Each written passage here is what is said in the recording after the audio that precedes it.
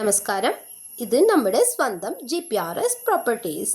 നമ്മുടെ ചാനലിൽ വിൽപ്പനയ്ക്ക് വന്നിരിക്കുന്ന സ്ഥലത്തിൻ്റെ ലൊക്കേഷൻ തമിഴ്നാട് തൂത്തുക്കുടി ജില്ലയിൽ കയത്താർ താലൂക്കിൽ കടമ്പൂർ സബ് രജിസ്ട്രാർ ഓഫീസിൻ്റെ പരിധിയിൽ വരുന്ന സ്ഥലമാണ്. ഭൂമിയുടെ വിസ്തീർണം 2 ഏക്കർ 40 സെൻറ്റാണ്. കിഴക്ക് അഭിമുഖമായ സ്ഥലമാണ് ഇത്. ടാർ റോഡിൽ നിന്നും വെറും 500 മീറ്റർ ദൂരത്താണ് ഈ സ്ഥലം ഉള്ളത്.